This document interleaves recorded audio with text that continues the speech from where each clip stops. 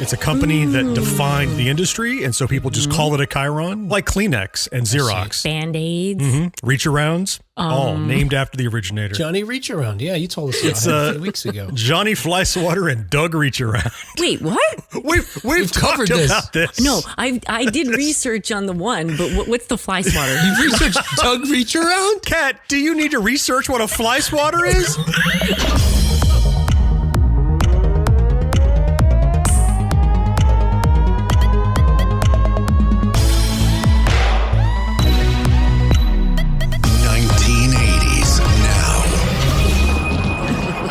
Welcome back to another episode of 1980s Now, a weekly examination of the importance of 1980s pop culture and its influence right now, today. My name's Will, and joining me, as always, are my friends and co-hosts, Kat and John. Hey, guys. Hello. I feel like I'm really in now. I'm just like one of the guys here. Yeah, I was thinking about that not too long ago. When you're in a situation, you become good friends with a woman, and, we talk once a week like this, and we try to be as open and honest as possible. Yeah, you start saying stuff, you're like, wait a second.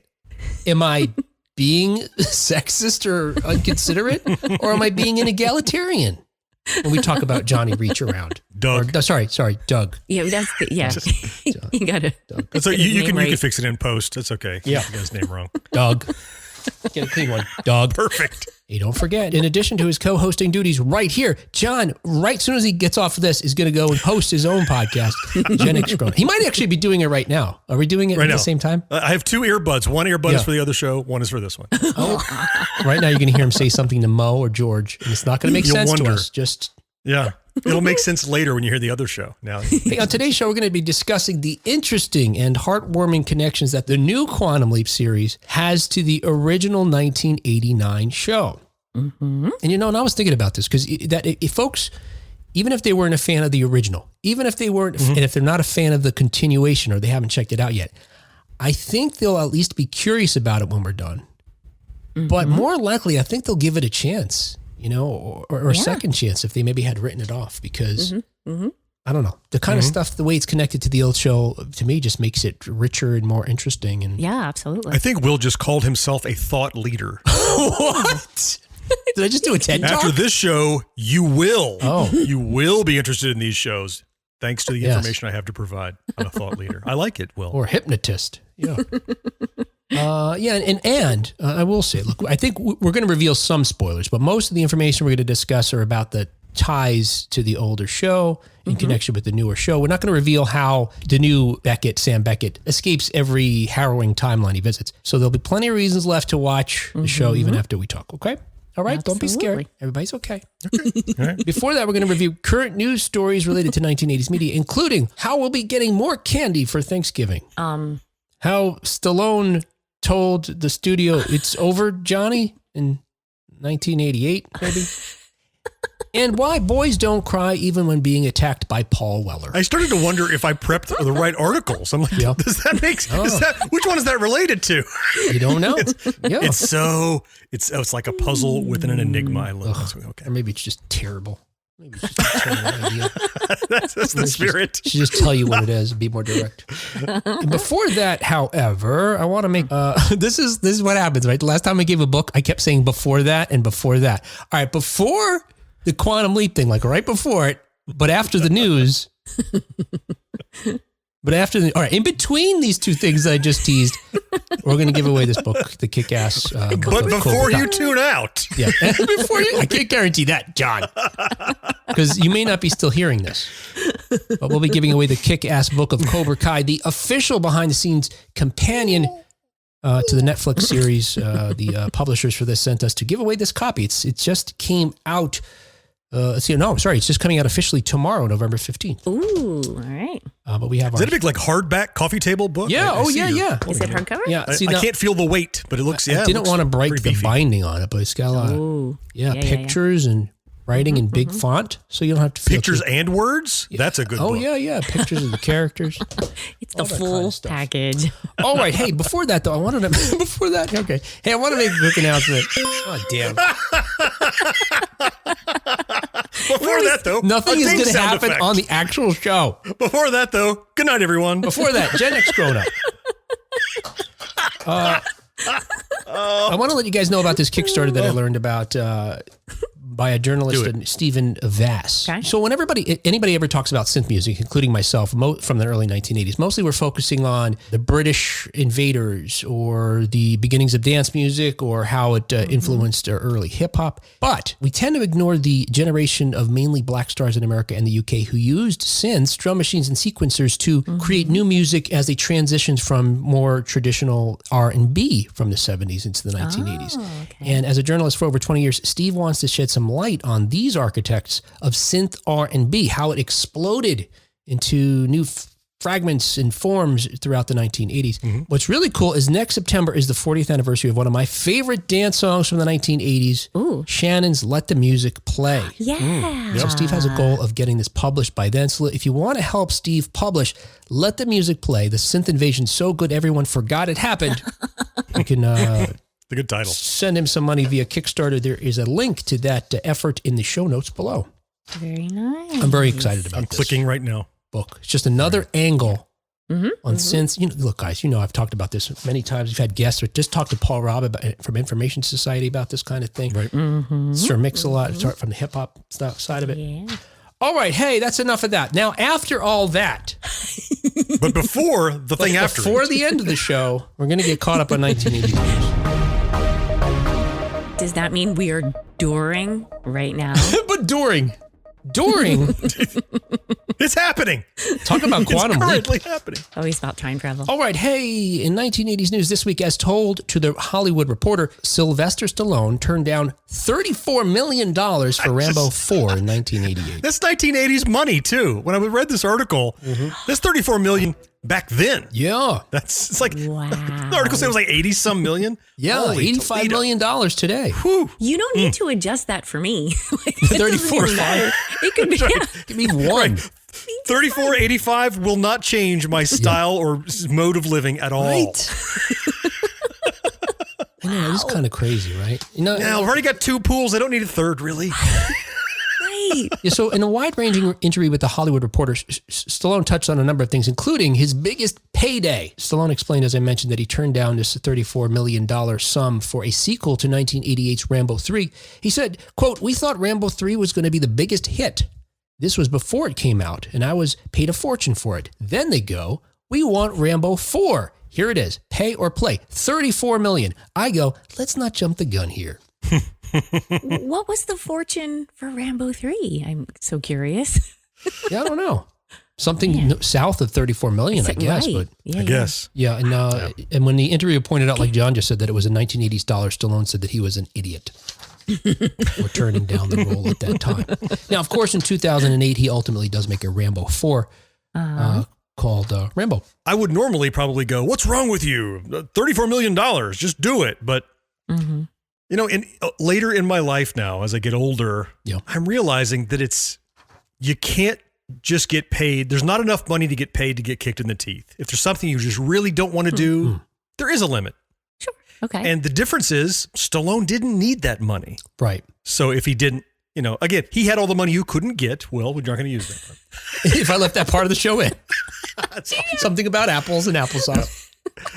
He just had so much already. He was a superstar already. And so I can understand, 34 million didn't mean 34 million to him back then. It just meant more money in the bank that doesn't change my way of living, and he didn't want to do it. Right. So it's not like, I ruined my career. He's still got an amazing career. So I can respect someone who says that's just not right for me right now, regardless of the paycheck. Sure. I get that now. Younger, I'd be, give me the money. I'll fight Tyson. How much? Whatever it costs, right? Yeah. But now I would not fight Tyson, no matter the money. That's one of those things where you get older. So I wonder why he regrets it now, or considers himself stupid. Because he no longer has $34 million, maybe? He would like to have it again? What's going on with him now that he misses that money? I think he's doing all right. And I think elsewhere in the article, he sort of says something like you say, John. I didn't make a note about that, but talking about how the older you get, it's that idea of you value different things. And I think he makes a comment about, I'm not even going to paraphrase, but the same idea, that you're not on your deathbed saying, I wish I had more money. Yes. But also interesting to us 80s kids, I thought, was that he was asked that since both Rocky IV and Rambo 3 are considered peak Cold War proxy battles. In fact, some people credit him with, ending the Cold War when Rocky beat Drago in Rocky IV. I will break you. So they asked him for his thoughts about the headlines today, as somebody who helped Americans grapple with that, similar anxiety back then. Stallone said, quote, Russia was really upset with those movies. The horrible thing is that as much as you think cinema is going to change things, there's a culture of violence when you're dealing with any powerful militaristic government. Mine was how I wished it could be. His film was how he wished it could be. What's sad is I now see how it really is, and it's incredibly tragic. That's heavy. So I thought this was funny in the article, because have you guys ever heard this rumor? Now, this is not to deal with a 1980s film, but he's certainly a 1980s icon, both of these gentlemen. But there had been this long rumor that there was such a rivalry between Schwarzenegger and Stallone that Schwarzenegger tricked Stallone into doing Stop or My Mom Will Shoot by pretending he was interested in doing it. Hey, you never heard that rumor? I didn't happen to have heard it, but it was fun to read about. Yeah, so I've heard this for years, probably since the film came out. There was this story.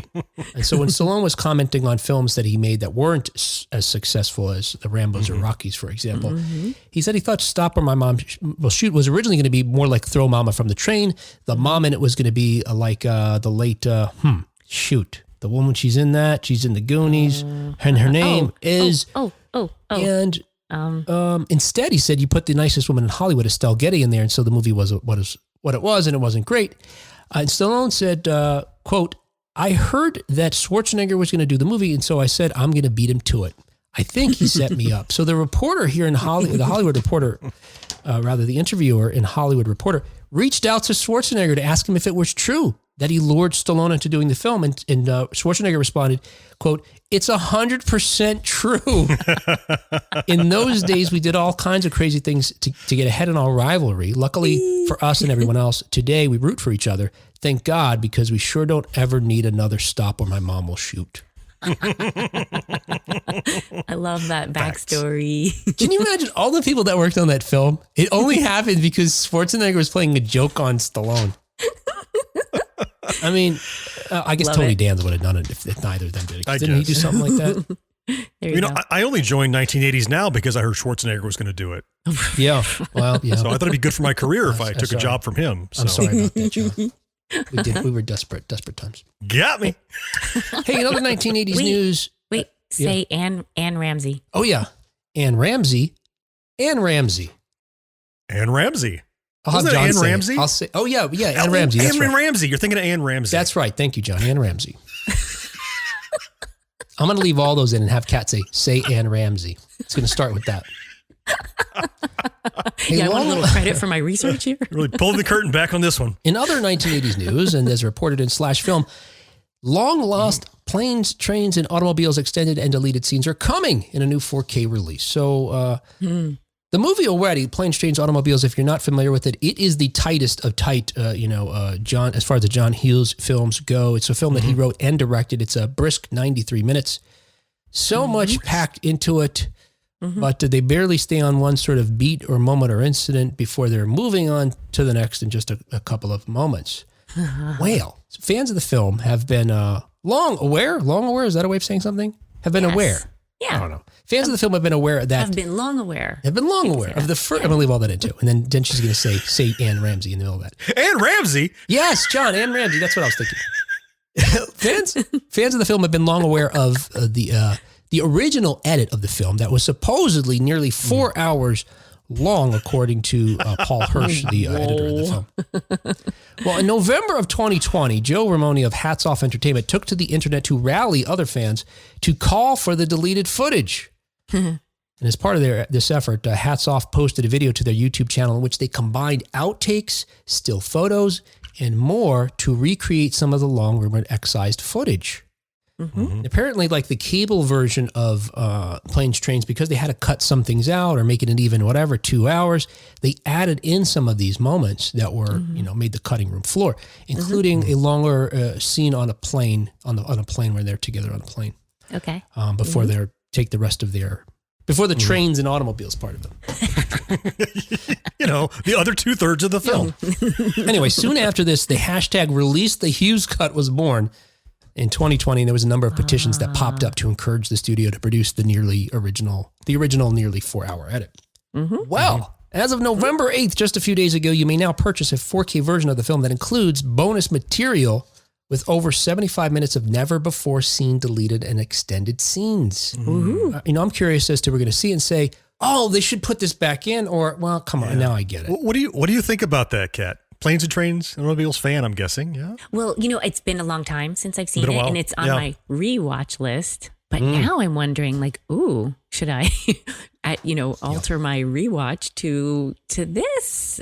Will is spot on that it's such a well edited film. There's no place to go to the bathroom in Planes, Trains, and Automobiles.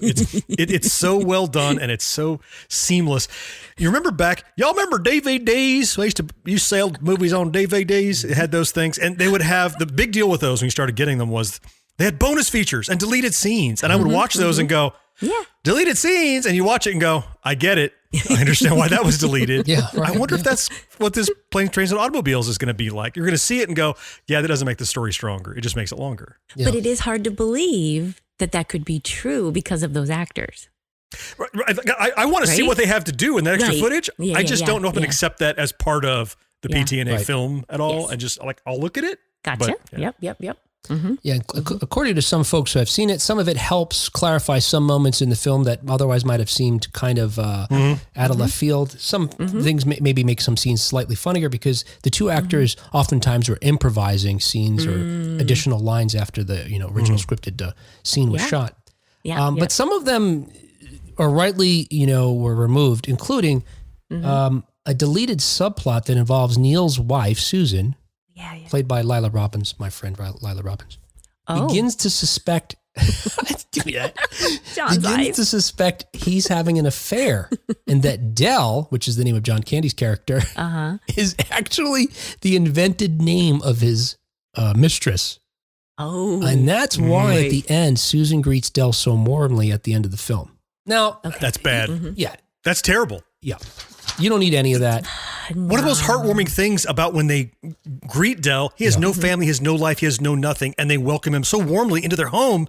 And then to find out she's just relieved he's not screwing around. That's why she's so, that damages the warm-hearted ending. Yes, I agree. Yeah. I agree. See, again, look at the deleted scenes. Well, I know why they deleted that. It's garbage. And it makes her character into this in question. It throws their whole relationship into question. That if their relationship is so fragile, that she would even believe he's capable of that. Right. Because for me, one of the greatest things about the film is Lila's character. Now, when we talked to Lila a couple of years ago, we interviewed her around Thanksgiving time, I think in 2020. I had mentioned to her that we understood there was some deleted stuff, and she said she recalls shooting more. She didn't exactly remember what it was at the time that she filmed. But, and I mean this, the thing for me, the whole film is her. And I'd say this before I knew Lila, because I saw the film before I met Lila for the first time. Actually, I met her just a couple of years after I'd seen the film, I think, for the first time. But the fact that the way she is worried about him, that just being apart is difficult for them. That's how in love they are. And the way she looks at him and comes down the stairs, that's the whole film. Yeah. Yes. She's the heart of the film. Yeah. Those guys are, they're the brawn and the brain and the muscle and everything that gets all the comedy done. But for the limited, like us. Don't decide who's what. Oh, well, so let's see. No, don't do it. Don't do it. It just ruined the chemistry. I'm the brain, so let me think through. Oh, no, I ruined it. Oh, now we know. And Kat's the heart, so I'm the butt or whatever. Muscle. Anyway, the bunt point cake. is,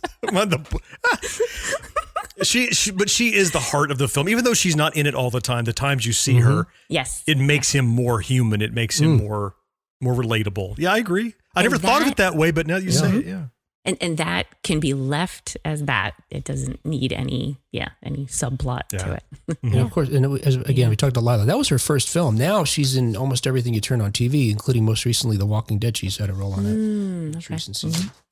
Finally, in 1980s news, as reported by Planet Radio, Paul Weller has launched an expletive-strewn personal attack on The Cure's Robert Smith. So Paul Weller, and no, not Robocop. Okay. That's Peter Weller, the actor. Gotcha. We're talking about Paul Weller, the British musician who is the frontman, formerly the frontman of The Jam, so like a late 70s, early 80s punk band, and most currently the frontman of The Mod Father. Mm-hmm. He is the one who's attacking Cure's frontman, Robert Smith. So Weller is the cover star of December's edition of the Record Collector magazine. And during the wide-ranging chat, the conversation moved to Noel Gallagher's new studio album. Now, Weller and Gallagher are good friends. Mm-hmm. I saw in an interview, Gallagher described Weller as one of his oldest friends. When the interviewer noted that one of Gallagher's new tracks had sonic parallels to The Cure's 1980 song, A Forest, Weller was said to act with a combination of, quote, incredulity and revulsion. Okay, here's the part of this article where I'm super excited. Okay. Because yes. Okay. There's this expletive-laden tirade he went on that has a bunch of dashes in it. Yeah. Twofold. I'm curious to know, Will, if you're going to read that to us. Okay, yep. The other part is there's one word in there. Yep, I know what you're I don't know what it's supposed to be. It begins with a K, right? Thank you. Yes. Yeah. Yes. I think I know what you're going for. Well, I had to do some digging to find the uncensored version. Oh. Yeah, I think I know. He swears so much in this. And some of the swears he says are of the English variety, and that's why they were censored. In America, they wouldn't be censored. But I'm going to read it, but because he curses so much, I'm going to try to live bleep myself as I do it. Wow. Okay? So here we go. This is what Weller's response was to this. Really? I can't stand him. Fat with his lipstick and all that He is my age as well, isn't he? He's a knob end. I don't like him. There you go. There's someone I would work with. I'd slap him or something. There you go. The word that we didn't know what he said was knob. He says knob Got it. end. I'm familiar with the term, but like knob is not profanity. Not here Why are they anyway. bleeping that part? The word itself. Yeah, we wouldn't normally bleep bullocks either, but they did in this. So. It's how we open doors. We have there you go. Anyway, so this article that I read in Planet Radio and others are speculating, what is the animosity? Where did this tension begin? Why does he have it in for Robert Smith? We're not even talking about a Paul Weller song. We're talking about a Noel Gallagher song. Mm-hmm. Well, despite being discovered by the same A&R person, it seems that Weller and Smith's feud could go back a few decades because in 1985, Smith was interviewed and he dismissed punk music as a political movement and highlighted Weller as an example of his point. At the time, Smith said, punk had nothing to do with social entertainment or politics, even people that think they're socially aware. And then they're like Paul Weller and stuff. It does no good at all because ultimately you'd have to believe someone like Paul Weller. So did he fire the first shot way back then? Well, and most articles stop there, but Smith also said similarly, you'd have to be particularly stupid to believe someone like me. So he tossed himself under the bus too. Oh, okay. Now, more recently in 2004, in a Rolling Stone interview, Smith revealed that The Cure recorded some of their debut album, Three Imaginary Boys, using the Jam's equipment without their knowledge. Don't. So apparently they would go to the studio and someone who had access to it there would sneak in and let them. Yeah. Well, no harm, no foul, except now you just outed yourself. They would have never known. You just told them. So maybe that's why he's mad. Throw some more gas on the fire. Why don't you? He's pissed off about it. There you go. Oh, yeah? I used your gear. Knob end. Take that. I used your knob end of the gear. Now, Smith's bandmate, Cure keyboardist Roger O'Donnell, has come to Smith's defense, tweeting on November 9th, I've always thought, as Spike Milligan said, people who live in glass houses should pull the blinds down before removing their trousers. Mr. Weller? All right, so look, let's take a listen to these songs. So here I've got for you two songs. We're going to see if we think that, now, as I mentioned, they're comparing Noel Gallagher's single off his new album that's going to come out next May called Pretty Boy with The Cure's 1980 song, A Forest. Okay, so here first is The Cure's A Forest.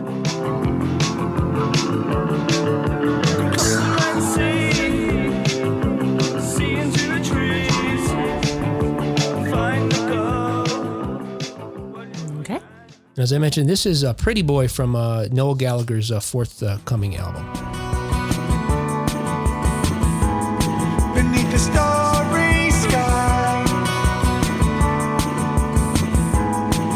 of a distant moon. Let me just, the quote was, someone said that, they said it has a sonic parallels. It sounds substantially different enough to me. It's not the same song. I can see why someone would compare them. It's like couple of junkyard dogs fighting over a stick. It's like neither of you really need it. You're having fun fighting, I think. Okay. Now, I would think Noel Gallagher should have some say in this. So I found this interview speaking with an Italian radio host, DJ Ringo.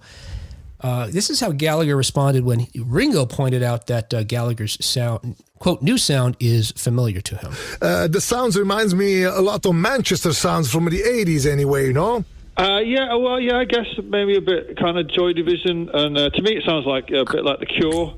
Yeah, well, I'm fans of all those bands, so yeah. Yeah, so he says it sounds like The Cure. Mm-hmm. But if there's any question, if there's any doubt how what Noel Gallagher's position is on this, as far as Robert Smith and The Cure goes, in an interview with another Italian radio host, Cecilia Songhini, she told Gallagher that the new single gave her a Cure vibe. And this is how Gallagher explained that the song has an even stronger connection to that band than we first thought. We got a feeling that there is like Cure vibe on it, but just... it does sound a bit like The Cure. In fact, Robert Smith from The Cure has done a remix of this track, which sounds exactly like The Cure. So Robert Smith even mixed the song that's coming out to make it sound more like The Cure. So there you go. What do you All right, full disclosure. Yeah.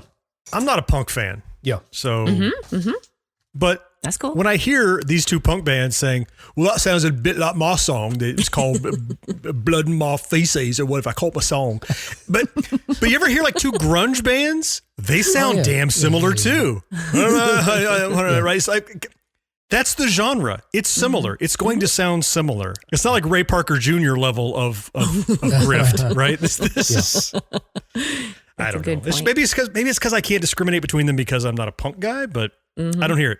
Well, yeah, and this, I hear what you're saying. And this, look, I read this article that said Noel Gallagher's new song sounds like 1980s The Cure. I was like, yes, please. A contemporary song sounds like something I love from the 80s. Right. Yeah. And actually, this may be the first song I like from Noel Gallagher. I mean, I wasn't a big fan of Oasis. That was fine. You were just waiting on him to copy The Cure, and now you're on board. Yes, please. And Robert Smith finally got involved, and they did that. And so, wait, what did Paul Weller say in the beginning? Now I'm like we've gone on this whole track here. Did he disagree or agree? What? He didn't really answer. He didn't. Okay. He just decided to put down. His first response was, "Really?" When asked about the when said that some folks had point out the similarities, he said, "Really? I can't stand them." Fat. So he just went on a rant against. I just wanted to do that again. Yes, he didn't really Robert respond. Smith. He just went on how he hates Smith and The Cure because he wears lipstick or something like that. Okay. Cat Will's having too much fun with that auto bleep. He's really. Yes. He is. Yes. You know what? If I don't hear an unexpected bleep between now and the end of the show at least once, I'm going to be very disappointed. But that's going to be before we discuss. But before that, and then John. after, a word from Blue Apron. Okay, and that was 80s news. Hey, our independent podcast is brought to you every week by folks just like you. So if you'd like to help us out, please follow us on the podcast platform you're listening to right now. Subscribe to our YouTube channel. Share an episode on Facebook. All of these actions just take a moment and are 100% free. But if you'd like to chuck in a buck and help us keep publishing the show week after week, please visit us at 1980snow.com/support to find out how you can send us $1 or $2. And thank you so much. It means a lot. All right, hey. Okay, look. Bleeding knob end. In just a moment, we're going to talk about Quantum Leap, the new series, how it's connected magically and wonderfully and brilliantly to the old series. And there's a reason why, and mostly it's because the old people who made it are still involved. But before that, let's give away this kick-ass book of Cobra Kai. And actually, if you guys see the cover of it, it actually is the book of Cobra Kai. See that? See, it literally is. Yeah. No, it literally is. Yeah. All right. I want this book. Is it two asterisks? Is it asteri or asterisks or asterixes? Wow. I like asteri. It's true. It's Asteri. wrong. Okay. Yeah. Anyway, so we asked people to comment on social media, give us their favorite, I don't know, Cobra Kai, anything we said. So Facebook, Twitter, Instagram. Yep. And if you made a comment, you got into the hopper here. So now put your names in the computer randomizer thing and let's see who wins. Okay. Yeah. Yeah. Okay. Oh, and the winner is Megan. Megan of, I'm probably going to butcher her name here. Megan Avant Stanton. That's how I would Congratulations. say it. Yeah. Yay, Megan. We've seen Megan around for quite a time now. She's always been, very active on on Facebook. Oh my gosh, she's been on so many lives, like trivias and. Right. Yes. Oh, cool. Oh, I'm glad so Megan won. Yay. All right. So Megan, you can reach out to me at will@1980snow.com and send me your address or where we can send this book, and we'll get it out to you. Right on. Cool. Yay. All right. Hey, so like I mentioned, we're going to talk about the Connect right now, not later. Right now it's happening. It's happening to you. We're going to talk about the connections between the old and new Quantum Leap, but we're not going to reveal how Ben resolves each timeline. And so, right. We originally intended to do this recap after episode 6, which is what we're going to stop at episode 6. But the reason why 6 worked for me was, one, I thought maybe we can get it done in a half hour. Now I'm doubting that because my notes are just too long. So I'm going to I'm going to start talking more quickly. But because that was also halfway through the season, but it turns out that the series, just 3 episodes in, was expanded to 18 episodes. Awesome. So if that tells you anything about how the NBC feels the show is doing, they love it because they ordered more episodes. I'm curious what they do then, because I'm sure they developed an arc that ends in 12 episodes and they shot some amount of it. And then they had to say, holy shit, we got to push some of those out, stick a bunch in. Hopefully it doesn't feel like before padding. that. What's that? They have to say, but before that. Cat, stop it. It's going on too long, once or twice. Don't you know comedy comes in 7s? You know that. Come Just on. seems mean after a while. Mean? Oh, no. All right, so 6 episodes into as I mentioned, and NBC's newly revived Quantum Leap, it's already shown it's deeply in sync with the 1989 series that first got the time travel ball rolling. Though the cast is all new, the big reason for the thematic continuity is the makeup of the folks behind the scenes, the creative team, which once again includes Donald P. Belisario, who created the original show and wrote episodes for the original show, including the pilot, and producer Deborah Pratt, who's executive producing. So right away, you've got connective tissue in a way that you hope for these kinds of things. So often we get a reboot, a remake, or whatever, and it's got, they just pay the guy who created the character off, and that's the end of that. Right. But beyond the thematic connection, that we talked about, I think the plot structure, the characters, it's similar to the, 80s, 90s show in a way that, I don't know, is just in the best possible way that just reminds me of why I liked television in that era. But it evolves it too, because they tell stories in a way that's sort of similar to that era, but also in a more contemporary way too, because you not only have it's not so, what would you call it? Episodic. It's episodic. It's serialized. Sure. Yeah. The old show was more episodic, even though they had some elements that were carried themselves through. It's kind of like they have a serialized holster and they put episodic bullets in each little slot. You know what I mean? It's like, it is standalone, but they kind of bookend it with some progression of the overall arc, which means you can jump in anywhere and enjoy it. Sure. But the longer you've been watching, the more you'll get to the end of the episode and go, oh no, the more you'll be excited or surprised, or the more you'll know. Yeah, exactly. So, and in addition to the, as far as the new folks go that are, on the creative side of it, Martin Garrow, I hope you're saying your name right, Martin, is the showrunner. And he explains that, the show is being made, as he says, quote, by fans of the original. And it's also being made by the people who made the original show. So the connection to the old show is very palpable, end quote. With regard to Easter eggs, which we're going to touch on, Garrow also says that they try to have a couple in each episode, including some iconic props that will eventually make their way back out of the canon and out of the old storage locker onto the new show as well. All right, so in brief, old show ran from 89 to 93. We told you those who folks were involved in creating it. Belisario, by the way, is like I think he was a prodigy of Stephen J. Cannell. And wound up creating shows much in a similar way. He created Magnum P.I., he created Airwolf, he created Tales of the Golden Monkey, and a bunch of other shows that he... Greatest American Hero, one of my all-time favorites. Is also that a Cannell show. Oh, no, I'm talking about Belisario now. Oh, I'm talking Stephen J. Cannell. Yeah. Oh, yeah. Well, yeah. Sure. His credits are deep, long. If you don't know the premise... John. I don't know. Oh, Cat, I only hear Cat laughing. What are you talking about, Cat? I was watching John's face.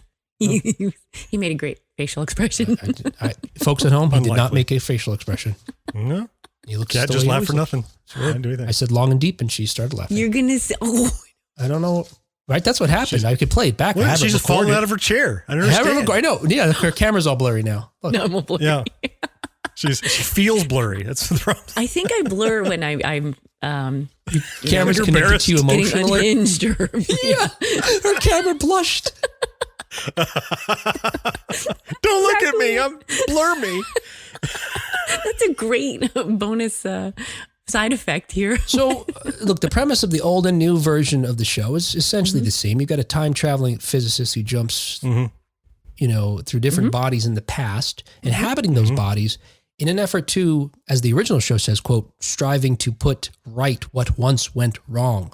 Yes. Now, well, actually, in the new show, however, that's not his. Well, I shouldn't say that. I guess that's the same for both. The reasons for them leaping are different ultimately. And in this newest, one of the layers they added in the new series is we don't know why this new character leapt. No. Right. The rules of how you escape or finish a body you have leapt into are true, but we're learning that the motivation was not, let's go set some things right. The motivation was something very different. And in the course of getting there, he's got to set some things right. Sure. Yeah.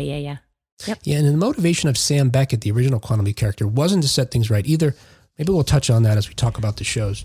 Right. That wasn't his ultimate motivation. No. Right? No. It just turned out that way. Yeah, I was not a watcher. You guys watched the old one, I think. I only watched maybe 3 episodes of it, but Okay. so, I mean, I know the rules because I've watched 3 episodes. I've watched enough of it, right? Yeah. But the good news, if someone is listening, and you kind of alluded this at the top of the show, is like, well, if you didn't like the old one, you're tuning out. I didn't not like it. I just didn't watch it for whatever reason. And I love the new one. And despite that, I don't have to know all the stuff or all the Easter eggs. I know some of them, but on its own power, it's a fun show. Yeah. Absolutely.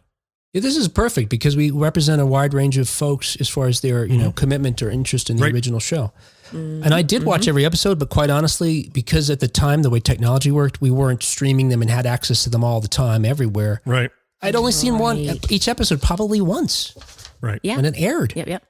But it was like, what do they call it? Not destination TV. Appointment television. Appointment television for me. And I can't be sure. I must have seen it at some point back, in the late 80s.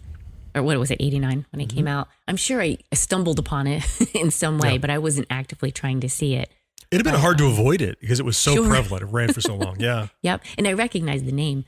But I forget. It was probably about a year ago I embarked on to begin a marathon of watching the original show. Yeah. I didn't get very far because of trying to keep up with other things.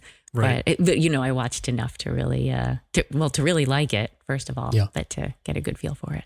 Yeah. Kat and I were in college when it aired, and I think that I went to a friend's dorm room whenever this aired. I don't know if it was Thursdays or I don't remember the day it aired, Wednesdays. We would meet, to watch it every week that it came on. Should have called me. Sort of thing. Yeah.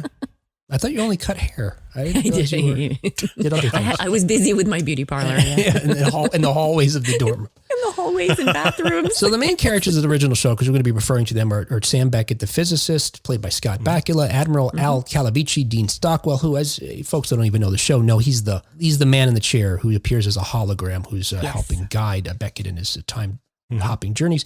And another thing we're going to talk about, although it's not a character, it plays an important role, is Ziggy, the supercomputer that makes time travel possible. Interestingly enough, and this is an Easter egg maybe in of itself, it's voiced by Deborah Pratt, who is the executive producer of the show. Okay. And is still voiced by Deborah Pratt today. Has Ziggy talked? Have I heard Ziggy talk? Ziggy may not have spoken yet. I don't know. I don't recall. Spoiler Ziggy alert. speaking. Well, I've watched everything that's out so far, and I don't remember Ziggy talking other than boop. That's what she does. She's cursing, and they bleep it. That's the thing. Something about a knob. Yeah, she's British.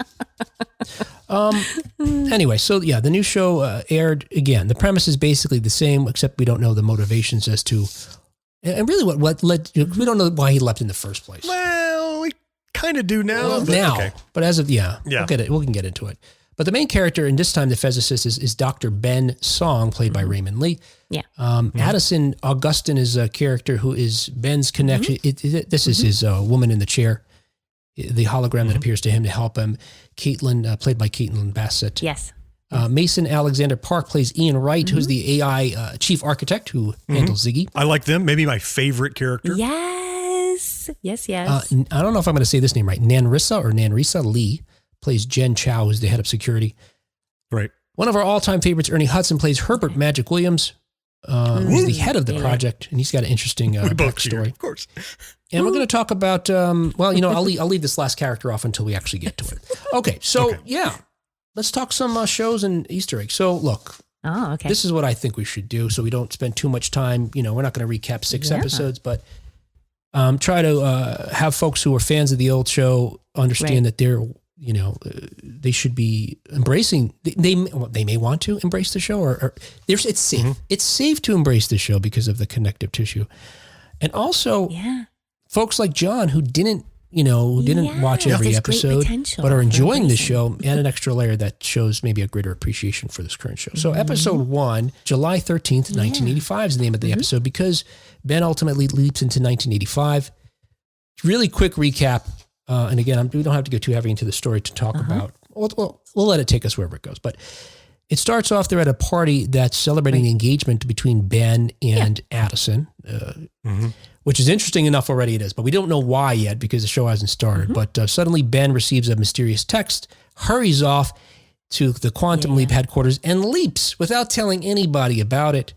When he awakes, it's 1985, and he's a character, Nick Rounder, an undercover cop who's trying to stop a plot to steal the Hope Diamond.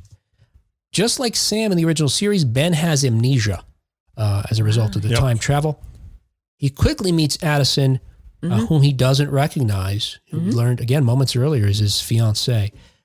She has to explain to him what the is going on as his hologram guide. You guys may not remember, but in the first episode, Sam also leapt within the first few minutes without telling anybody that he was going to or why. The very few moments at the beginning of the show we're following Dean Stockwell's character, Al, when he gets a call, I believe it is, that says, you got to get over here. Sam's in the chamber. He's leaping. And he's like, what do you mean? Why? What? Okay. And that's it. Next thing we know, Sam awakens in the past and similarly has amnesia. I didn't remember that. Yeah. Wow. Okay. Anyway, meanwhile, the present day story, though, because we mentioned, unlike the original show, there's more time spent developing the present day story, what's happening at the Quantum Leap headquarters. They're hurrying to try to figure out why Ben leapt in the first place and get him home. They're well aware of what happened to Sam Beckett. They know that Sam leapt many times and then never came back. Right. And what they realize is very quickly is that Ben uploaded some new code into Ziggy. The same Ziggy that helped Scott Bakula time travel, but now as a benefit, I suppose, of the code that Ben has added to it, it's just supercharged this computer now, and it may be very well be the smartest computer in the world, able to do things that Ziggy in the original series couldn't do, and with a greater accuracy. The team ultimately realizes that Ben wasn't alone in this mysterious journey, in that none other than Janice, the daughter of the late Al Calavici, Scott Bakula's Sam Beckett's hologram partner, Janice was turned down from joining the project, is instead secretly working with Ben to leap for some unknown reason. Now, was that daughter seen in the original series as a child or something? Did we ever see that daughter, or was this a new character introduced for the sequel? Yes and no. Okay. So in season 2, episode 22, MIA, Sam jumps into a man in 1969 who just so happens to be from the same town as Al's former wife. Oh, so Al was at this time period, was in Vietnam fighting, was believed to was a prisoner of war, and was presumed dead. With him missing, his wife Beth, played by Susan, I'm going to say Dial, she moved on and married someone else. So now with this jump, Sam has a chance to tell his, Al's wife at the time, your husband's alive. Right. But Sam decides that it may be dangerous to do that as it may affect their own timelines in the future. And who knows what that means, this kind of grandfather paradox. So he doesn't do it. But in the batshit crazy series finale, the unintended series finale of the whole show, right? Oh boy. A bunch of crazy stuff happens, and maybe we'll touch on some of it throughout this conversation. Okay. But Sam lands in a weird coal mining town that is inhabited by people that have the names of characters he's known in different jumps, but they have nothing to do with those people. Right. Okay. Weird.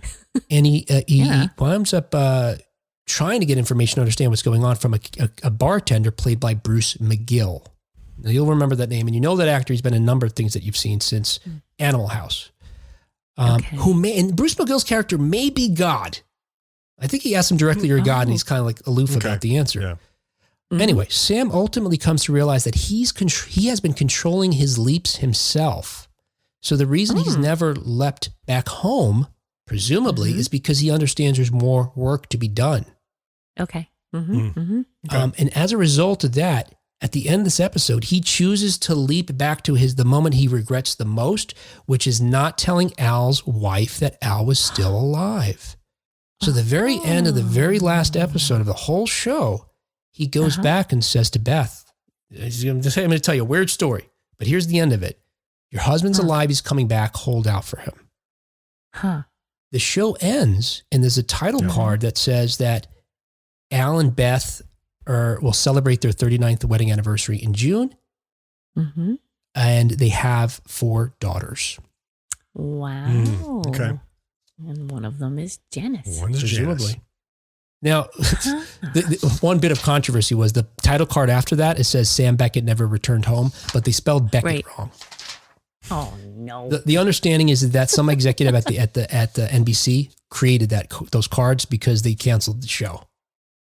They just suddenly canceled the show. There was a whole other season planned and an alternate ending planned that they never did. Unceremonious. All right, so episode 2. Let's talk about episode 2, which is called Atlantis. Now Ben leaps to 1998 into a David Tamura, who's an astronaut aboard the space shuttle Atlantis. And doesn't he leap in like right at the launch, like the worst possible moment to leap in? Like, Right. And he's unprepared, untrained, and he's in a rocket launch. Yeah, almost every moment in this show so far, he leaps into some, like a climactic moment.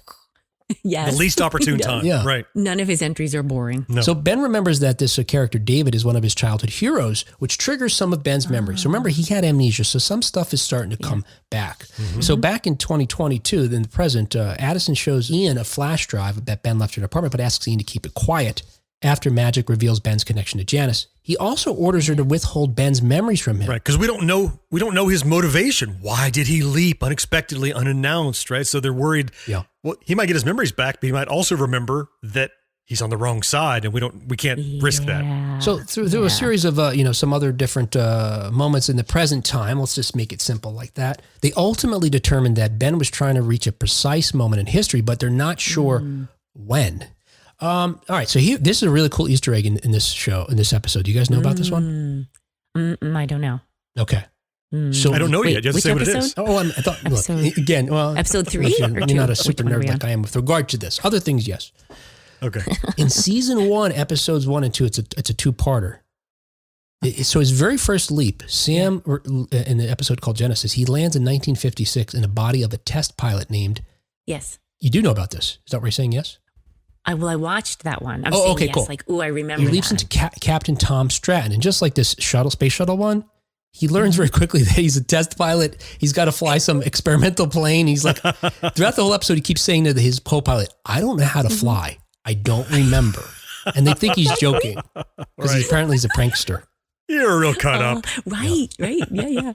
So Sam manages to save Tom's life when the test flight malfunctions, but it turns out there's a second mission on that leap. Yeah. He also has to save the life of Tom's unborn daughter. Yes. Sam uses his future medical knowledge to prevent the child from being stillborn. I actually just rewatched that because I was looking for something specific from that first episode that I was trying to figure out.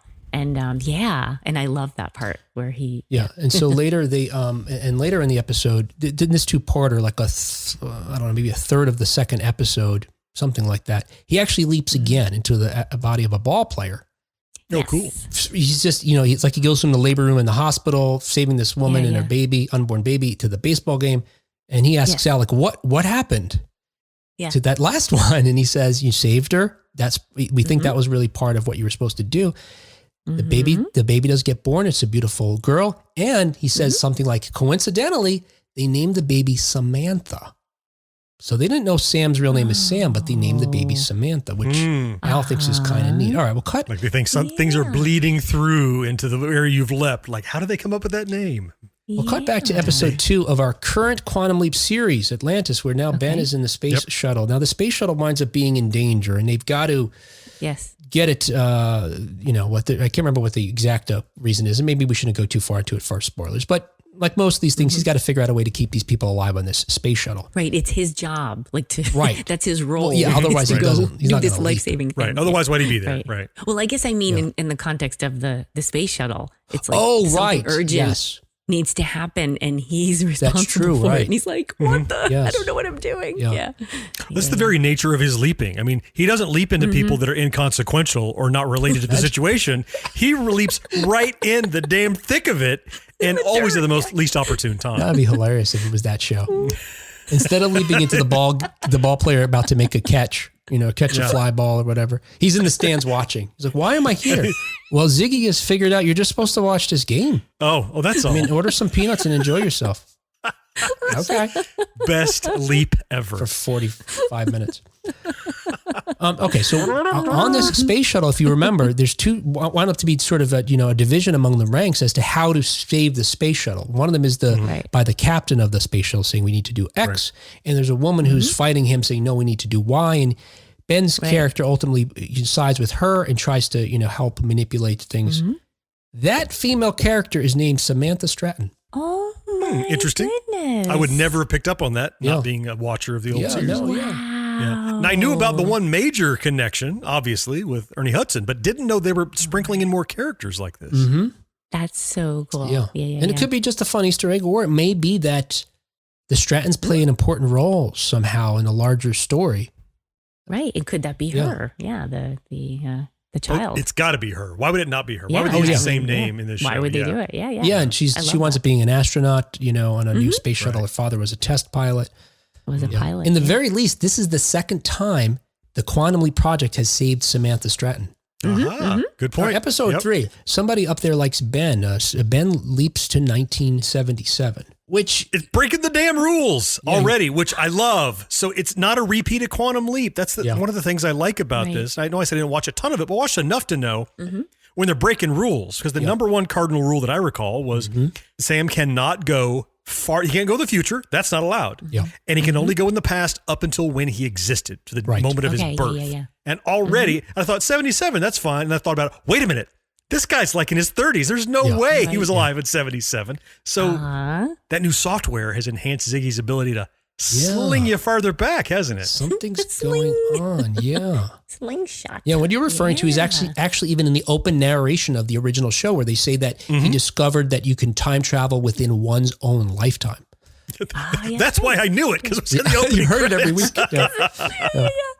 So he leaps into a body of a boxer, a prize fighter in 1977, the day before a bout for the World Middleweight Championship. And meanwhile, in the present, Magic receives a call from Beth, Al's wife, who was played by the same actor who played her in the original series, Susan Dial. Yes, I think I read that. She informs him that Janice contacted her, again, Al's daughter, who seems to be maybe up to no good, we're not sure yet, and that Janice stole artifacts from the original project that Al had in his possession. Now, is it that at the very least, I think I know enough about the original Quantum Leap that wasn't the end of that episode where we see on a desk the weird little remote control keypad, right? That was always being used to drive Ziggy from the leapt location. That's right. Like, beep, beep, beep, beep, squonk, squonk, beep. Weird noises on it, right? Yes, you're right. And it's like plugged in with some ribbon cables, and she's working on it, and she's kind of reverse engineering it or something. Yes, one of the things that Janice took from Beth's house is Al's old hand link, which is how he communicated with Ziggy when he was, while he was being a hologram to Sam. And projected often, or whatever. You could see Dean Stockwell would bang on it often to get it right. working. It was always never working. It's like, it's just damn thing.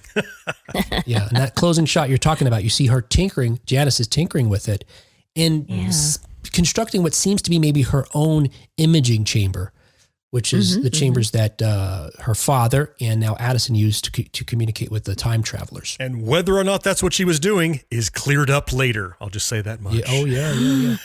So in this episode in the present, they start to figure out that it seems like Ben's leaps, where he's leaping or when he's leaping, was planned. in that he seems to be slingshotting himself through time to gain enough speed to fling himself, they believe, further back in time than he'd normally be able to travel.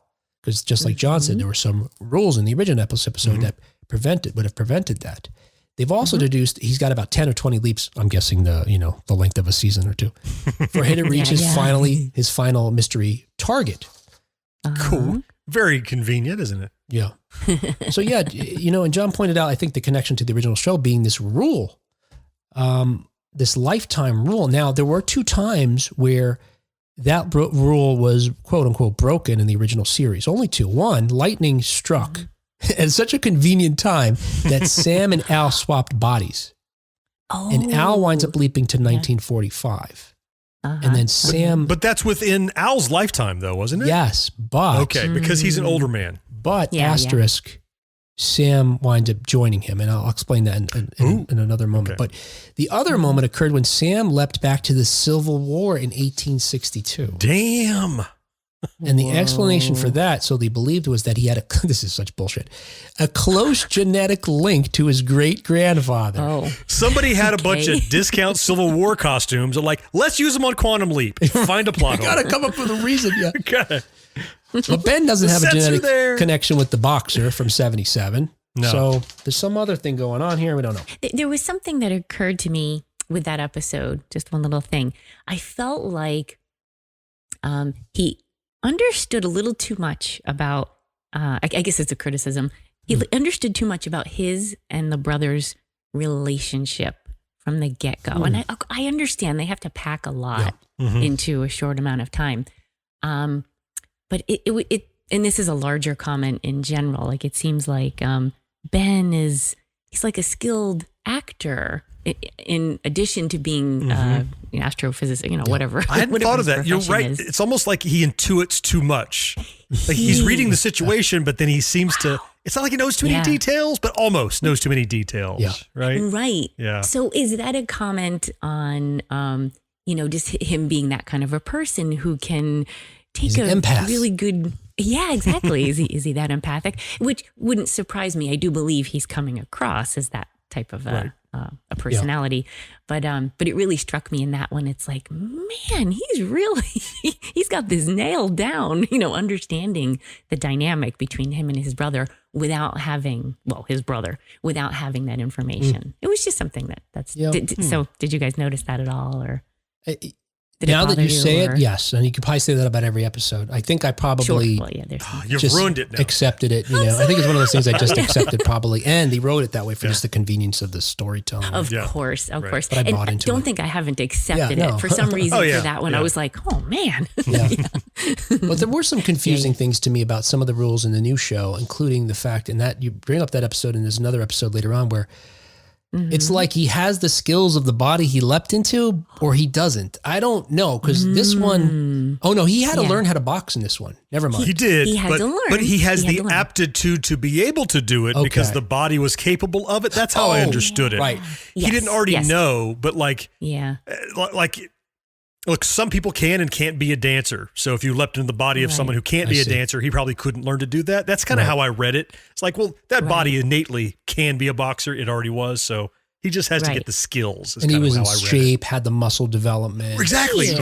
Right. That's right. You're right. You guys are right. I was okay with all that. Yeah, that's fine. I was like, no, that's believable. Yeah.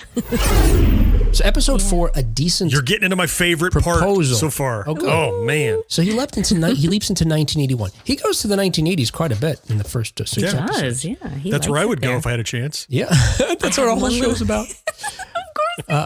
Ben's first leap into a woman who's a bounty hunter in Los Angeles. In this episode, he does start to remember that he has a relationship with Addison, who's been appearing to him as a hologram. Who, reminder, we know from the first few moments of the series that she's his fiance. This whole thing with Ben and Addison, I'm not yet convinced the love affair adds to the show. Oh, okay. So certainly there was no romantic relationship between their characters in the original show, Sam and what's his name? Al. Yeah. Al, that's the guy. Yeah. But it was necessary. They had the love of friendship and they had camaraderie and they were on the same team. I find the fact that they're romantically involved, distracting, and unnecessary. Now, maybe they're going to play that out, but for now, I find it like this red herring that, do I have to pay attention to that? Oh, it's just, do you get the same feeling or it was just romantic stuff? Yeah. So you don't think it helps create a certain tension or urgency about, getting him back or no more so than if it was like just that? a No? dear friend. Okay. I mean, all right. for me, I can see how for some people it would up the stakes, but it doesn't for me dramatically. Well, settle the argument. Yeah, I disagree with you, John. I think that that was one of the most interesting twists, I thought, or changes they made.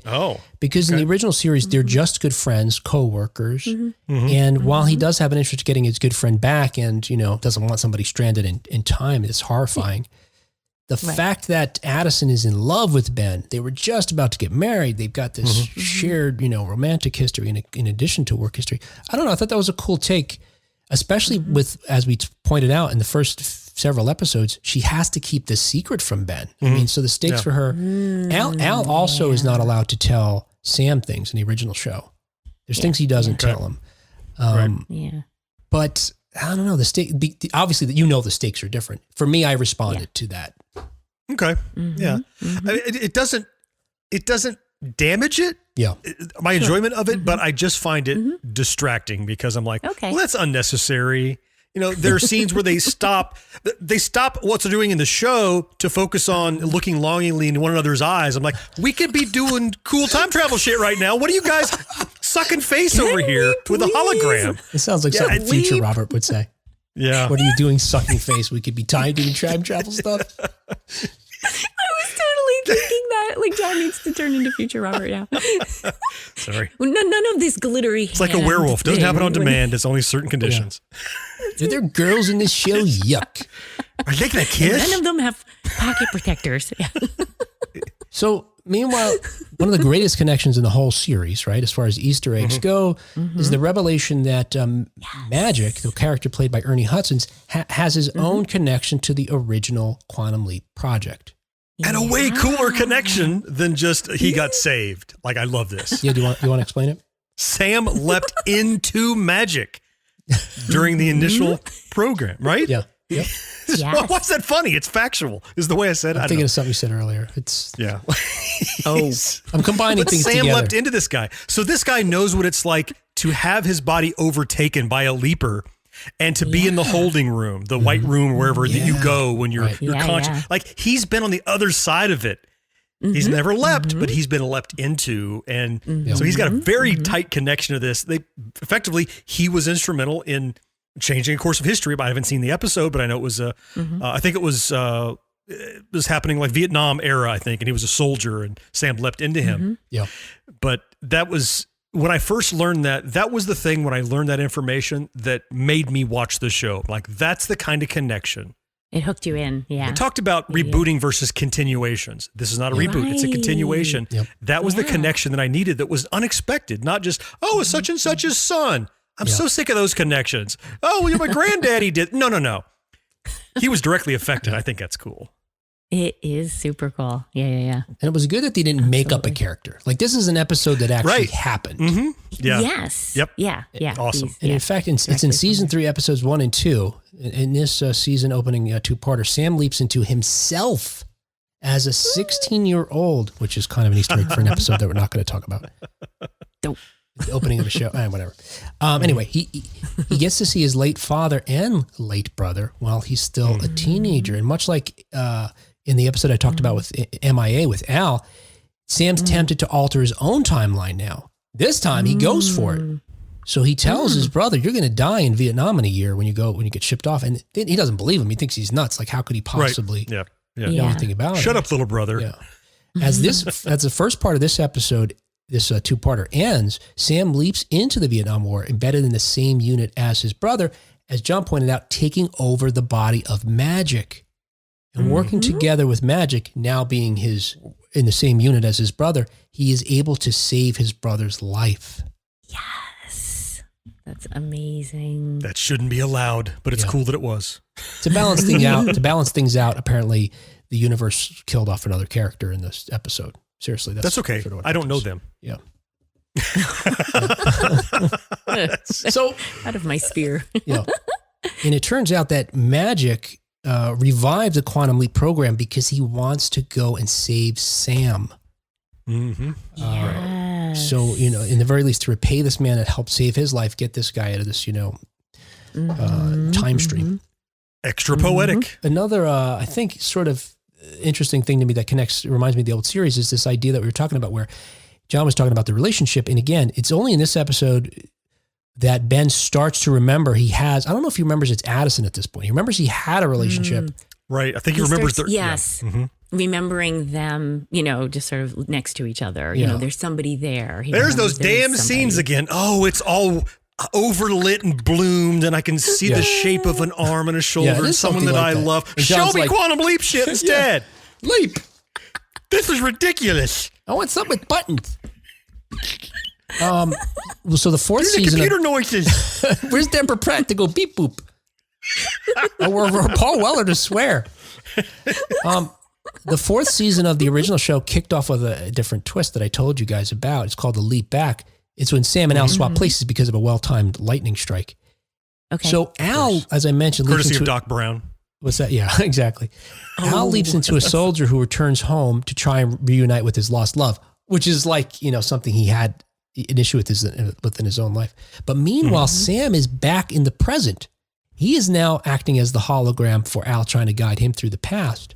He when he arrives, however, back in 1999, which at the time was the future, he gets his memories back, and it's just at this moment where he learns he has a wife. Oh. Al had never told him that in the prior 3 seasons. It's one of those things he kept from him, just like Addison was told. And that's when we find out too. Yes, then, I'm presuming, right? Yep. Yeah. So he reunites with. That's a standard Belisario episode we call the switcheroo. You got to do that around second or third season just to mix things up. Put people in uncomfortable situations and swap them out. Yeah. So that's 80s TV. As I mentioned earlier about breaking that time travel rule as far as being confined in your own lifetime, Sam is forced to leap into Al into 1945 when Al's life hangs in the balance. Al's just seconds away from being killed while he's trying to complete his mission. Sam jumps into him to save him. He's the veteran in this, at least in this time travel, time hopping thing. So Sam is able because of Al to go to some place other than his one that was outside of his life. That was the other rule break. Okay, right, that makes me think of our time travel discussion. Oh God, no. Oh, I have no idea what Dr. Richard was talking about. Dr. Richard Hanley. Can I point out something that I thought was really funny at the beginning of episode 4? Do you remember? So in episode 4, he jumps into the woman's body, the bounty hunter in the bar, right? And then they end up getting the guy that they're after, and she punches him really well. Right. And then her fiance, Jake, he makes a joke about, what did you take up, boxing? And then I caught that. Actually, yes. Funny you should ask. Right. Just one leap ago. Exactly. I thought that was great. I missed it at first, and then I rewound. Because he even says, actually, doesn't he? Yeah. He does. He's like, yeah. So is that something that occurred in the original series? Any kind of little links like that? Or was that just a little funny? So you're talking like specialized skills learned in one leap. Yeah. That he is a reference to it. Like later he should be a great pilot because he learned to fly in the early one kind of thing. Is that what you mean? I don't know. Yeah. So I guess for Will, I'm asking, were there any kind of little referential things like that? I'm sure there were. I can't give any specific examples, but I know he does. Even though he doesn't have memory of prior to him leaping, he does maintain his memories from leap to leap. Okay, so good. I believe there are which references would imply to skills. Yeah. So in theory that would carry over too. Yeah, because he remembers characters and people he met. Like in that episode I mentioned, the final episode, the inadvertent final episode of the whole series. When he starts seeing these names, hearing these names of characters, he knows he remembers. Wait a second. The registry. Yeah. Mm-hmm. That's cool. Well, I just thought that was a funny moment. All right. So episode 5, Salvation or Bust. Ben leaps into 1898. Back to the Old West into the body of an aged ex-gunslinger who was summoned by his granddaughter to help save their town. Ben, Just get to the end of this episode. It's the best part. I'm skipping right to it. Here we go. Which one of us gets to talk again, about the this whole thing first? is you do it, Kat. I watch rambled about the last watch one. the show, everybody. Watch the show. That's the part. God, We're just I telling you can't about wait the This is the connections. best All right, what's this happens at the end? Do it, Kat. Okay. So Yeah. I'm watching towards the end of this episode, and I'm like, this is so familiar. Oh. And I'm thinking, well, gosh, like, there's a montage feel. And I'm even thinking to myself, this might be too specific, but it's like they're doing a whole lot in a very short amount of time. How can this be possible? And it's really reminding me so much of something I can't name. Okay. And then I hear Ben's character say, I love it when a plan comes together. And I was like, oh my gosh. That's not even my favorite part, but that was That's awesome. not your favorite part? That No. is a I was great part. the whole A-team thing. That was Yeah, that was amazing. cute. And now I can't wait to hear what you're Yeah. what you're going to say here. I'm making an assumption that was My it. favorite part is this is the holster we talked about, where there's the serialized holster and they're putting bullets in. This is the coda on the end of the episode where a guy walks up to him in the bar and calls him by name and tells him, cut this shit out. It's like, Right. you can see me, you know who I am. Right. And that was like a mind blow. Like, what? How does anybody, Exactly. Now they explore that in the next episode when we get there, but when I watched this one, I was like, what's happening? How could anybody possibly? And they quickly start decoding it. I even have that in my notes. It says, Guy knew it was Ben with 4 question marks. What? Because now That's we're amazing. talking, there's so much cool time travel crap that messes with your head that spans this one into the next episode where they go and meet that guy. Yeah. Oh my gosh. Yes. These 2 episodes, this one and the next one, sealed I will continue to watch this series. They're doing cool time travel crap. And like, well, that hasn't happened yet. I'm like, that's cool. Yes. Fans of the old show, when this episode occurred, said, wait a second. Does this mean that Quantum Leap has just introduced these characters from the original series that they were referred to as the Evil Leapers? So in the original show, there was this organization that they referred to as the Evil Leapers who tried to wrong every right made. They were doing the inverse of what Sam Beckett was doing. And sometimes they were working in direct opposition, like trying to undo what he redid. Yeah. The Corrupt Project, the Evil Leapers, was run by Ziggy's, mirror image counterpart, Lothos, who was actually a smarter computer than Ziggy because it could decide where and when to send a leaper. Oh, like it could target. Yes. Which clearly had happened at the end of this episode. That guy was there looking for Ben. Yeah. And when TV Line spoke to the showrunner Martin Guerra, who I mentioned earlier, in September about the possibility of seeing Evil Leapers, he said, "You just might." All right, the final episode we're going to talk about today, and again, you guys should check it out. There's 12 more episodes, and we didn't give so much away that you can't still fully enjoy these. Hopefully, you'll enjoy them more, knowing these little connections to the original series that you may very well love already. Episode 6, What a Disaster!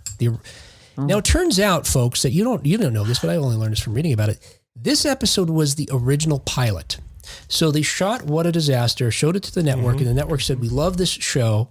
We're gonna order it. We want whatever it is, 12 episodes. This isn't the pilot, though." So they did some rethinking, and they realized this wasn't the way they wanted to introduce the characters at first. And so what we ultimately saw as a pilot, well, we talked about episode 1, where he leaps into the bank heist. That was the show they created to introduce the new series. They pushed this one off till later in the season, episode 6, and they did some reshoots to tie it into the larger narrative. I wonder, were we supposed to be in the dark with Ben if that was going to be the pilot episode? Would we not have had that prelude where we get to see them all at the party and we learn all their relationships? I wonder if we would have, like Ben, not known he was engaged and not known who Addison was and how they were related. And like, how would that have changed it? Or maybe we would have still known it.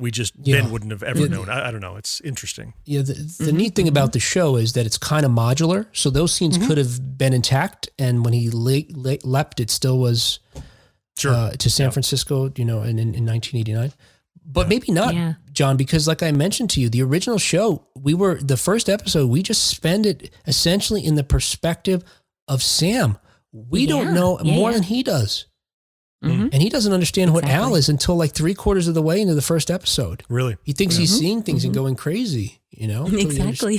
Finally, Al able to get him to understand. Yeah. And believe him. But so in this episode, Ben leaps into John Harvey in San Francisco moments before the 1989 Loma Prieta earthquake happens, which is the one that famously interrupted the World Series that year.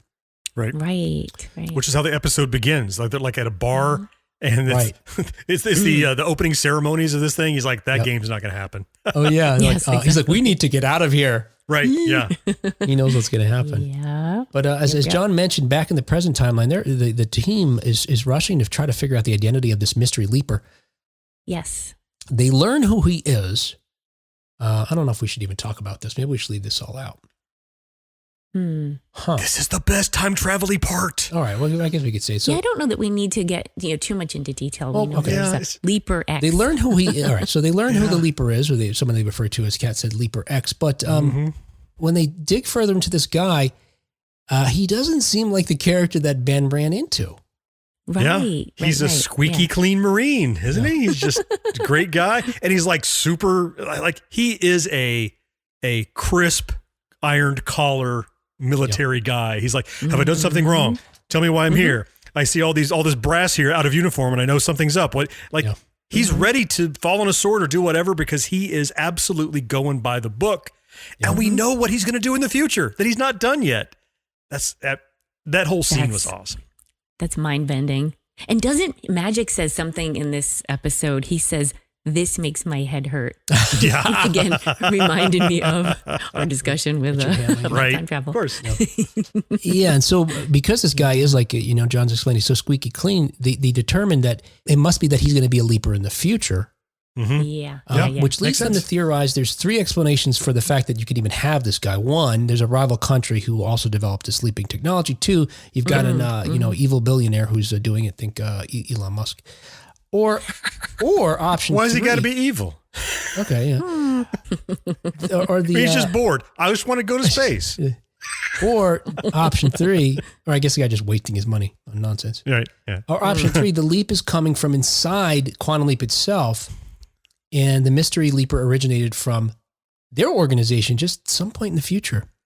And we don't know the answer. Yeah, that's right. Yeah. No. So I'm going to say nothing about the next 2 episodes, plot-wise or anything, other than to say, if there are people who are not giving this show a chance, there are more, like once you get to like number 3 or 4, every episode, there's a cool stinger that tells you more of the unfolding, overarching story.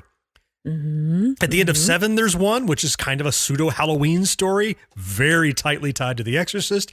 And then episode 8, another great, and you get to the end of that episode and you're like, I thought my mind was blown at the end of 7. And there's another cool reveal. They keep doing these cool page turns that make me like, I wish I could be binging it. Like I want to see the next episode now, but I got to wait a week. Yeah. And I'm in big trouble with John because I couldn't talk about it. Keep up. Come on. I'm ready, John. Okay, I'll talk to Will. And that's the contemporary sort of, storytelling element. Like we talked about, a good portion of this is so much like what we're used to and love and familiar from the shows that we grew up with in the 80s. But that new contemporary sort of way of hooking you at the end so that you can't wait to see the next one. That's a more contemporary thing. It is. As far as Easter eggs, this episode, you kind of touched on it already, this idea of the evil leapers. One thing I didn't mention about the evil leapers is that it's implied that this supercomputer, the Ziggy equivalent Lothos, controls the leapers. In fact, controls multiple leapers at a time. However, it's also suggested that the leaps are at least partially controlled by some other entity, presumably the devil. What? Now, while that sounds crazy and supernatural for a show that seemed otherwise based in science, I'll remind you that in the last episode, Sam meets a character in this weird nexus of time and space that may be played by Bruce McGill, that may be God. In an earlier episode, in the very first episode, Al says to Sam that the fact that he's leaping from these moments and seeming to help out, it may be that he says God or time was waiting for you to start leaping. So I've noticed an interesting parallel between this new Quantum Leap series and another now defunct series that I adored called Timeless. Have you ever watched Timeless? Don't even remember that. Oh, do yourself a favor or ruin your weekend by filling it up. Go find Timeless. Timeless. Yeah. It was effectively people leaping through time. A big time travel nut. You never watched Timeless, Will? I can't believe it. No, I haven't heard of that one. But you really? Look, I'm a fan of time travel. You are clearly a super fan of time travel.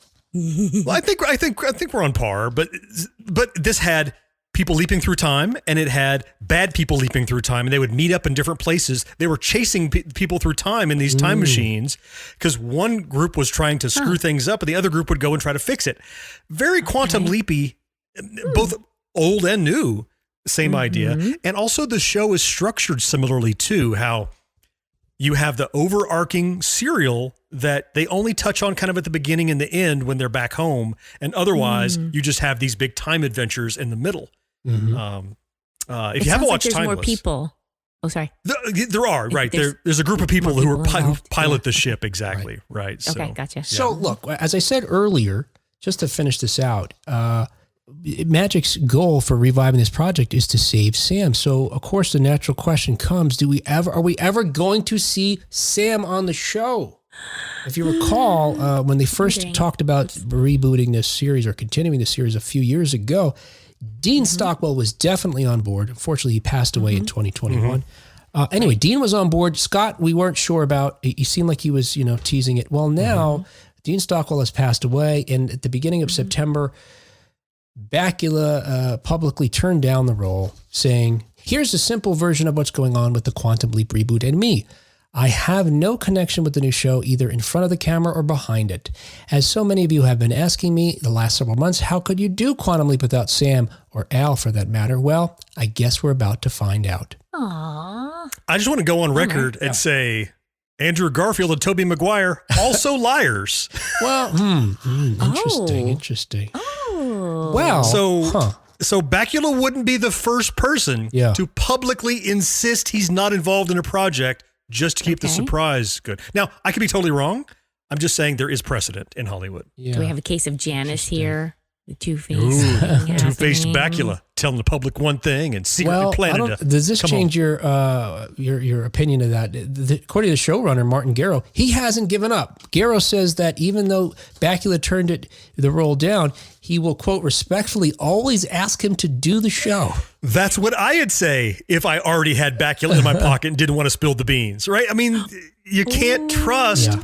It's so hard to keep a secret in Hollywood that if one person in the trust chain says, "Oh yeah, Scott's on board," well then you've ruined this amazing surprise that will come in season whatever.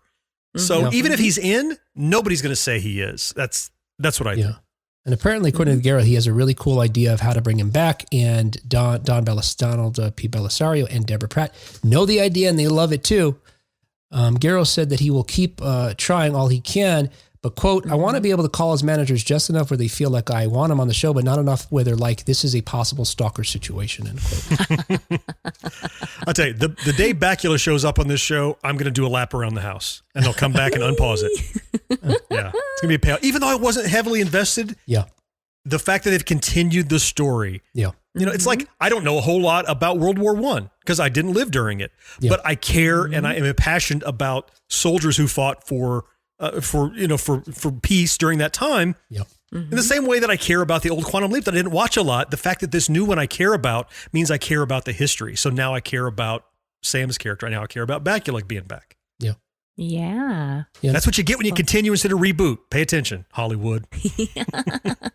So, I want to say, I guess my closing statement is, Kat, you have your own thoughts about it, is I want to say I was wrong because, originally I made a comment when we talked about this show starting a couple of weeks ago. I said, look, it reminds me of the old show. I don't know if that's good or bad or not, or good or bad yet. But one of the comments I made is that the lead character, Raymond Lee, who plays Ben, Dr. Ben Song, wasn't even alive. He wasn't born when the first episode aired of the original series.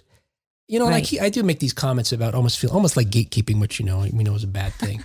Where like younger people who weren't there can't somehow, be a part of something that we love from our youths. And, Quantum Leap's premise itself is to protect the past in order to enable the future. Sure. And yeah. Yeah. I think I was doing the one part of it, but not for the reasons of the future generations. And of course, in both series, it was a young person who travels back that helps with this effort. So I want to say I was wrong. And I realized, and I was just thinking about again, this recent election. So frustrating to me. This is too political. We have so many old folks in office. And I know this from personal experience. Part of it is they don't want to give up power. So they don't even let farm teams get developed or play a role in developing farm teams of new young candidates to come up. I know this from my own local politics story years ago. Anyway, I realized I think I was doing that same thing I criticize politicians for by trying to box out these younger actors and characters in this new show. And I was wrong. They're fantastic. Thank you guys for keeping something from making something from the 1980s relevant now. I'm going to name a show after that. Yes. We should make a podcast about making 80s stuff relevant. That's a good idea. Yeah. Let's put that out there. I'm going to call the show 1980s Relevant Now. There was something that's not an overarching thing. I love what you guys said about the show. I'm hooked. Like I'm in. And I'm totally fine with the connections with the old show. And I love the new twists. I mentioned something that I was kind of, like, all right, they're packing a lot in here, like it seemed a little not contrived, but it's like he knows too much. Yeah, kind of forced almost. I know what you meant. Yeah, I feel just on occasion, but it's fine. It's fine. There was one thing that I wrote down here. It says, how come nobody notices him talking to himself? Oh. So whenever he's having a conversation with Addison, and I don't remember noticing this quite as much as with Sam and Al, but Ben and Addison are having these full-on long conversations in social settings where Ben's, or whatever body he's in. You want to tell her, John? Kat, they address this specifically in episode 8 in an amazing way. Thank you. And actually, in the first, they don't address it, but they use it. I'll say, yeah. Oh, excellent! And in the first episode, actually, the folks are watching Sam talk to an invisible Al, and they are commenting on it. And are they? Yeah. They again, the character he jumps into at first is a prankster, so they're like the imaginary friend gag is getting old. I mean, to the point, Kat, that in the 8th episode, Addison is almost involved in conversations. Almost. Yeah. Almost. It's pretty crazy. That's all I'm going to say. That's all I'm going to say. Catch up so I can talk to you about it. Yeah. I got to catch up. I can't wait. And Will, yes, thank you. I forgot about that. I do remember that now from the original.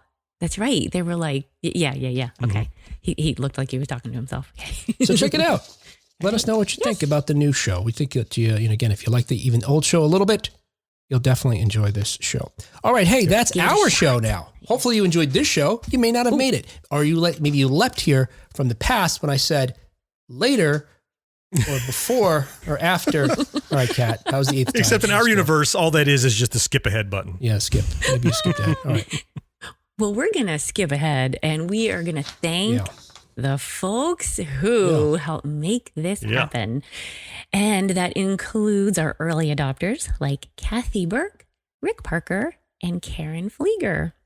And thank you, of course, especially to our Secret of Our Success level Patreon supporters, John Henderson, Craig Coletta, John Kominski, Marcus Taylor, and Tony Great. And to become a Patreon supporter, visit us at 1980snow.com/support. There's a link there. You could do that, or go to patreon.com/1980snow. But there's also plenty of free ways you can help us too. Seriously, share an episode, share a post, follow us on Facebook, subscribe to the YouTube channel, or just make a comment on a post here regarding our Simpsons episode, which was last week.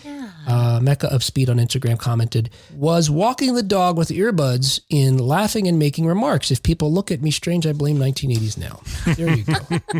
You're welcome. Or he's having a conversation because he's leaped into somebody else's body. Could be. He's got a holographic buddy talking to her. Yeah. Yes. With regard to that same episode, in particular reference to our conversation about how Elvira was censored, Eric on Facebook writes, those pixels are impressive. The episode was great. It's 2-bit. And finally, I received a note from Marcus. If you remember several episodes ago now, we challenged Marcus to find any instance of Harrison Ford praising Indiana Jones and the Crystal Skull. Marcus has tried 2 times before. This is with different clips that we have deemed insufficient. Marcus writes, sorry it took me so long to follow up on this. Got sidetracked.